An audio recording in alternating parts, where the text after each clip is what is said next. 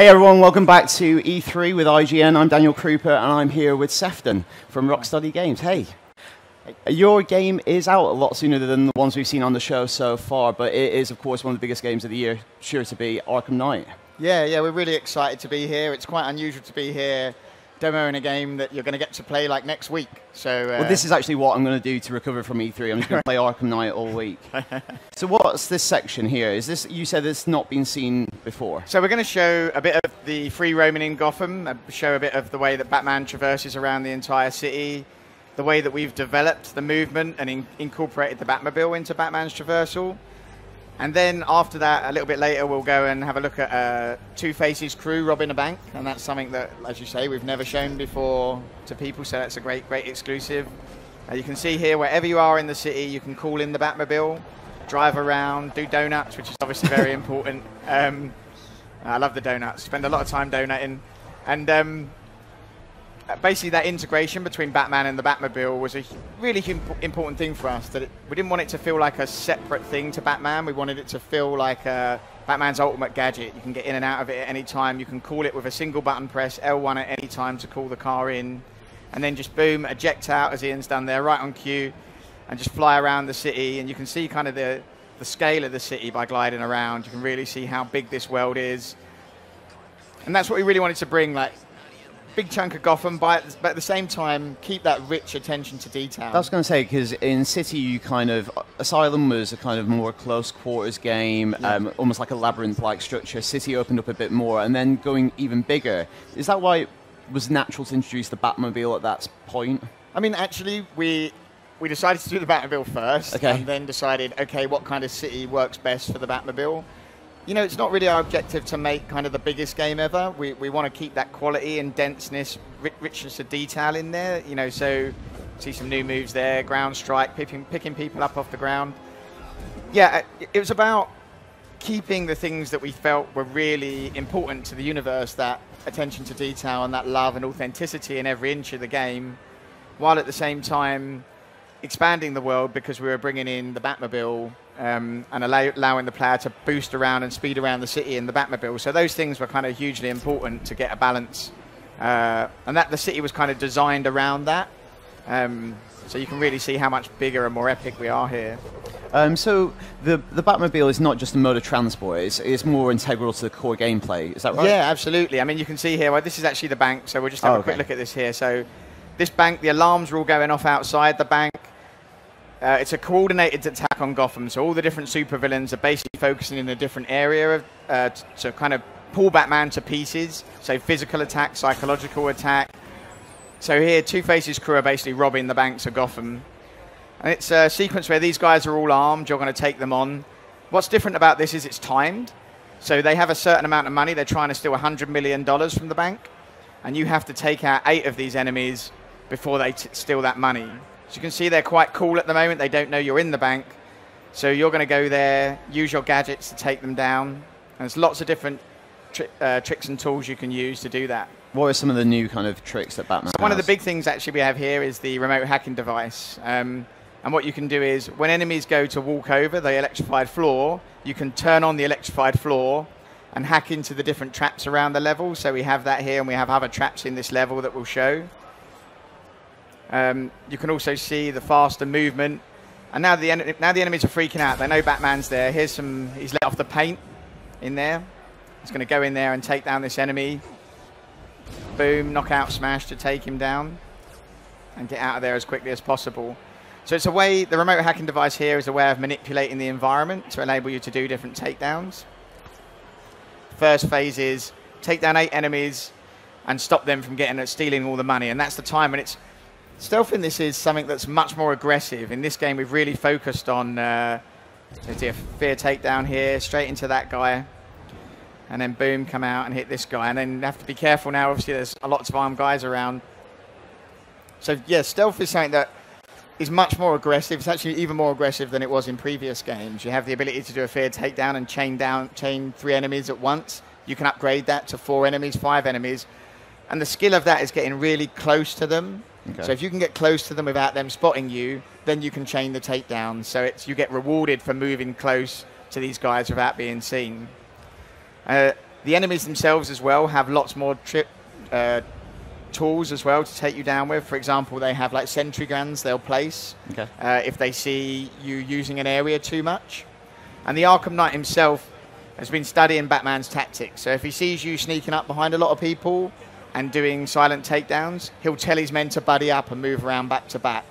If he sees you taking down people and grappling up to the vantage points and swinging away, he'll get his guys to start mining the vantage points. Okay, so you can't just rely and like rinse one tactic over and over. Yeah, exactly. So I think that's the temptation with these games. You get really good at one thing, and then it doesn't force you to explore the other options available. Yeah, exactly. And I think the nice thing is that as they sort of put their focus in on you doing one thing, it enables you to use other things. So if they start, for example, if you use the floor grates, and they detect you're using the floor grates, they'll open up the floor grates and throw mines in to explode them, and they'll also start looking in them. But when they're looking in, they're really vulnerable because they're not looking up anymore. So as they adapt their tactics, it opens up new areas for you to attack as well to counterbalance that. So is this a core story mission we're seeing? Sorry? Is this a story mission? Yeah, this is part of Two-Face's story. So we don't really call them side stories because each of the supervillains kind of has their own arc. So this is Two-Face's arc. He's robbing the different banks within Gotham. So it starts off, this is the first bank that you rob. It's quite a small one, and by the end, he's up and working on like kind of really big banks, and he's got tons of troops in there supporting him. So this one's fairly easy that we're showing you here. And then it really amps up to much more difficult ones. Like boom, another fear takedown to finish off, drop in and smashes that guy as well. I've got one more guy to take out.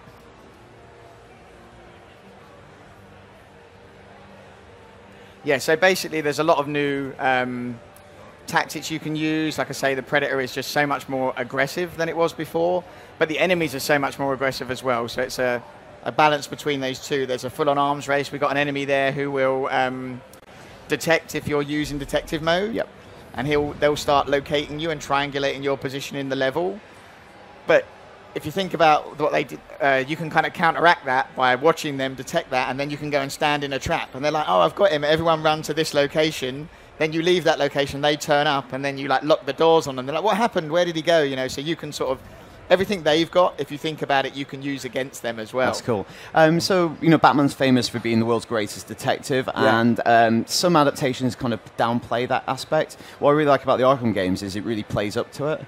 Is that still the case with Arkham Knight? Yeah, definitely. It's something that, you know, the authenticity of the Batman experience is such a huge thing for us. So there are a number of things. We have some crime scenes that you need to investigate and rebuild and see what happened throughout the game.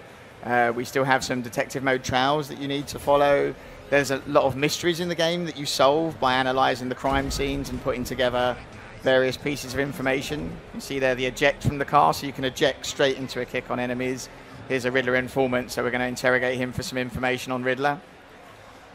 So yeah, definitely detective mode is still a huge thing in the game. It's still not just detective mode, but the detective element. And even in the main story, we've got some really cool stuff. Studying video forensics and analysing, and like you see on any good crime show, scrub through the video and look for clues in the video. Because the Arkham games are mysteries, essentially. And obviously, you've got a really big mystery element with the identity of the Arkham Knight. Yeah. But Scarecrow is also a main player in the story, isn't he? Yeah, yeah. We really like the idea of the way that the various supervillains challenge Batman in so many varied and different ways. So, you know, Scarecrow's a big psychological threat, and it really allows us to delve deep into Batman's psyche and all the motivations behind Batman. And Scarecrow, really Scarecrow's mission is to destroy Batman, and not to kill him, but to kind of pull apart the hope that he gives to Gotham City. He wants Gotham to experience fear, and the way he wants to do that is to show that Batman cannot protect them. He really wants to destroy the myth of Batman. Great thing as well is in the game, just as Ian's gone to here, you can see all of these iconic locations. So here we have Oracle working in the clock tower. And this clock tower you actually see transform in the game. You can transform it yourself as well into Oracle's main hub of information. And the transition from external to interior is seamless. All seamless, yeah. There's not actually a single loading screen in the whole game from start to finish. And that's something that was a lot of work. But, so is that one of the reasons that this is only on the next-gen console? Yeah. You've been working on this for a long, long time. Yeah.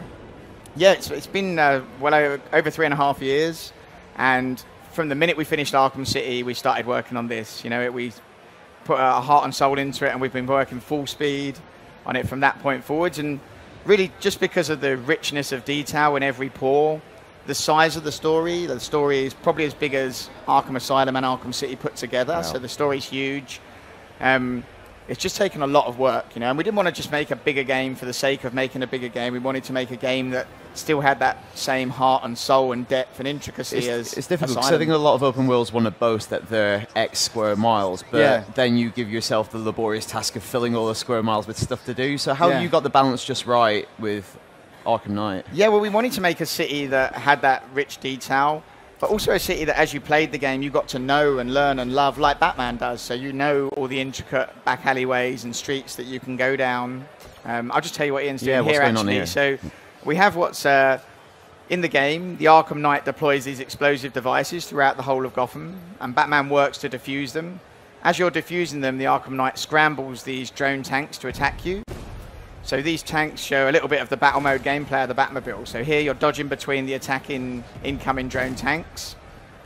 And as you take out these tanks, this powers up your secondary weapon. You can see that green bar around the crosshair is powering up. If you get hit, that powers back down again. And as he powers that up, some bigger tanks with the triple fire there that he's taking out. As you power that up, you can unleash the missile barrage. And depending on which beacon you're going for, they get harder and harder to... so here's the missile barrage now for... take out 4 tanks at once with that. And you're getting a really nice flow with this combat, like as you're dodging the incoming fire. The longer you can dodge, the higher combo you build as well. And if you shoot for the turrets, you take out the tanks much quicker than if you shoot for the base of the tanks. And even if you look at the little glowing sensor device, you can shoot that with the Vulcan gun and take them out in one hit with that. But it does take a lot of skill to do that, so you're basically balancing up all of these different tactics as you play these battles. So this is like, this is visually this is a big departure for the series, but it's something you had to do, I think, to make it feel different. Yeah, I mean, one of the things we're always aiming to do is, sounds a bit crazy in a sense, but we're not really in the business of making sequels. We wanted to put in as much new stuff in this game as we'd put in the previous games. That we really wanted it to feel, even if you've played the previous games, this is a completely new, fresh experience. So adding the Batmobile really enabled us to blow that right out. The battle mode of the Batmobile is obviously needed because the Arkham Knight's coming with this entire military force. So we bring in this whole battle mode combat gameplay, but when you play it, you'll see the way that the underlying gameplay is tied into all the skills that you've learned before as well. So there's definitely a good cross-pollination of those skills and the way it flows and works together. And you can see for every side mission you complete, you get an upgrade point, which you can use to develop the car or Batman as well. So yeah, the Batmobile's fully upgradable like Batman himself? Yeah, that's right. Yeah, absolutely. And the more that you play, he's rolled the car, the more that you play, the more that you can follow the main story, but if you go off and do the most wanted missions, that's a great way to boost up Batman quickly. So there's a really good incentive to go off and destroy all of these other forces around Gotham as well. So really, fill in the city with great things to do, this richness of detail. You can see the burning building in the background is something that Firefly set fire to. Thugs populating the streets. There's tons of thugs on the streets. The city's been evacuated, but it's still fully populated. That's something that we really want to just early on when we were in the Batmobile, there was a Riddler symbol on like a garage door. Yeah. So the Riddler challenge is obviously in every game, but here they're slightly adapted to suit the Batmobile. Yeah, there's a mixture of those. So he's really the Batmobile allows us to create some really interesting puzzles, which are very different to anything we've done before.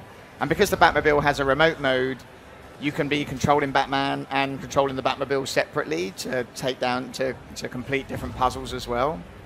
So yeah, there's a ton of puzzles in the city, some Batmobile, some Batman, some combinations of both.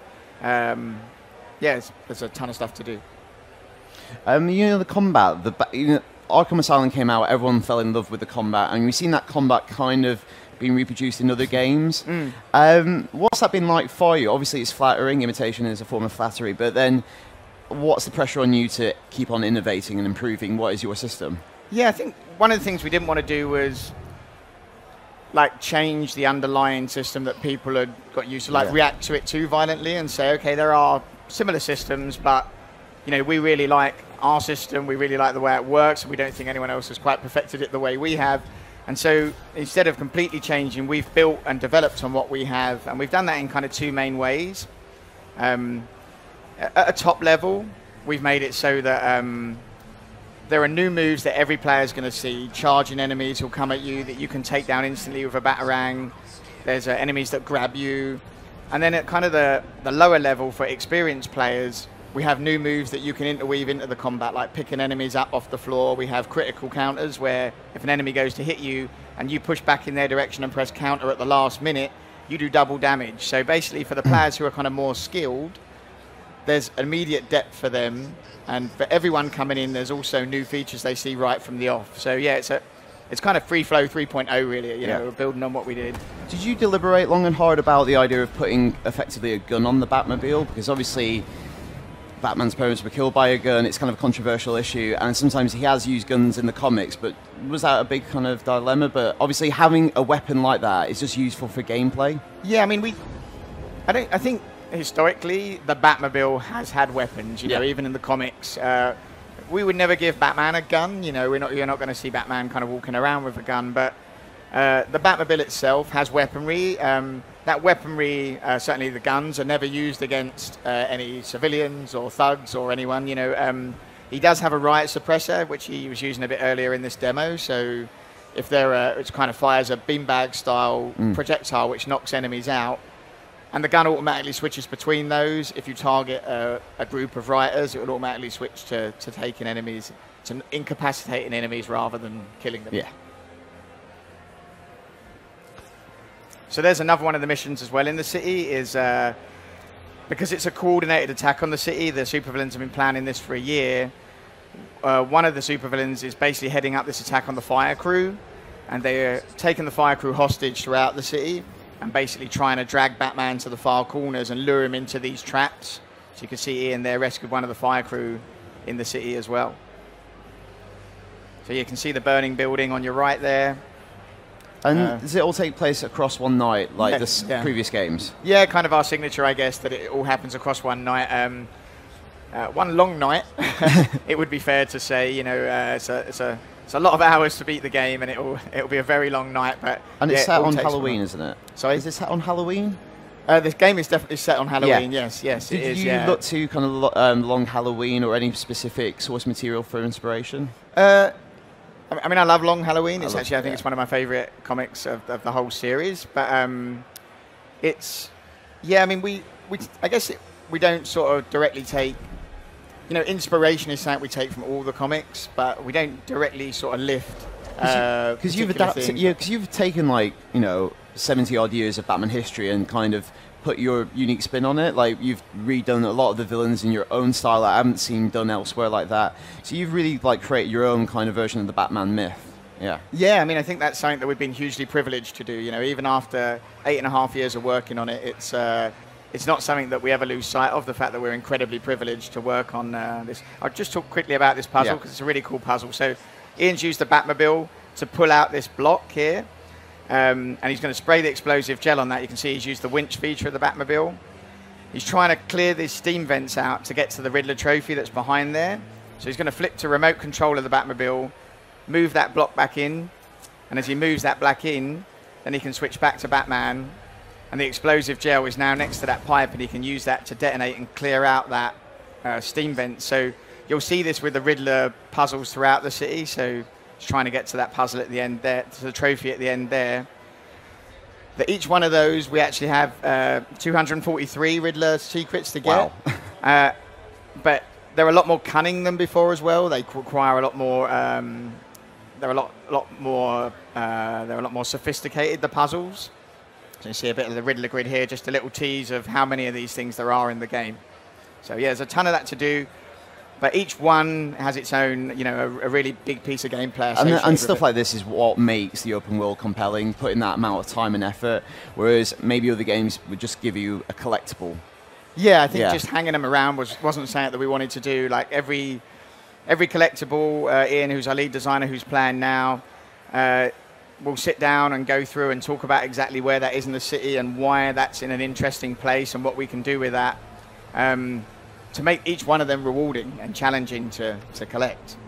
At Sony's conference, they kind of showed off again the Scarecrow missions. Can you talk a little bit about that, if people maybe undecided which version they're going to get?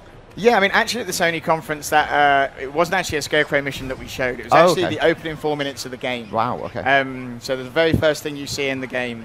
And the reason what you saw there was, first of all, Joker get incinerated, because there were some people who didn't believe that we killed Joker. So we were like, how can we kind of people will never believe it. Right from the off. So let's start with Joker in an incinerator and let you do what Gordon does and incinerate the body. So like, let's quash that speculation right up front. And then after that, we're actually, because Scarecrow's such a big psychological threat, we wanted to show firsthand what Scarecrow's fear toxin is like. So you then take on the role of Officer Owens in the diner, as the diner's under this chemical weapons attack. You know, as the diner is attacked by the, he gets exposed to the fear toxin, and you can see firsthand how dangerous this new strain of fear toxin is. Because I think the Scarecrow sequences from the Arkham games, if you ask people about Arkham, they remember the Scarecrow sequences. The first one in Asylum, like, is very vibrant in my memory with walking down the corridor. Is it kind of like, you have to like top yourself with the Scarecrow stuff? Yeah, to an extent. I mean, I also thought we were kind of conscious that we didn't want to repeat what we'd done in Asylum, that with Scarecrow we wanted to do something different. So it's still the psychological attacks, but we didn't want to just do it the same way. So I don't really want to get into spoiler territory too much, but we really wanted to, that Scarecrow will have a slightly different role, it would be fair to say, but definitely still keeping what you know of Scarecrow, and they're definitely a rich psychological attack, but not a repeat of what we did in Asylum. One thing that people like about the previous games is finding those kind of little DC Easter eggs. This is a bigger world. Are there more of those? Yeah, we went crazy with the Easter eggs. Again, we knew it was our last game. We knew it was the last Batman game we were going to get to make. So, yeah, we really wanted to show our love for this universe, and that's one way of showing that. So, there's a lot in there. Again, there's probably as many as Asylum and City added together. So there's a huge ton of Easter eggs in there that people are going to get to find.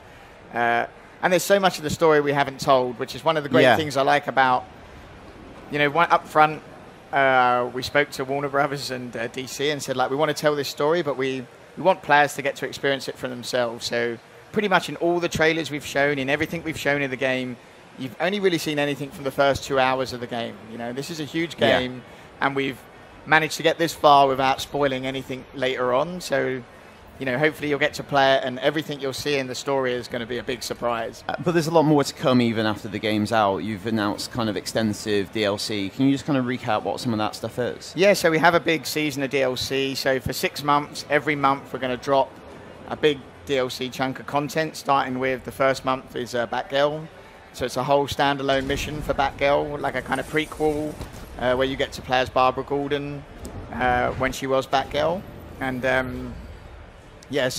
and each month we're going to drop a chunk like that. You're going to get new Batmobiles, new tracks to drive the new Batmobiles on, some classic Batmobiles that you always wanted to drive. So yeah, there's a ton of stuff coming over those 6 months as well. That sounds great. Thank you very much for coming and showing us this extended look at Arkham Knight. So that's Arkham Knight. It's out next week. But for more on E3 2015, stay right here on IGN.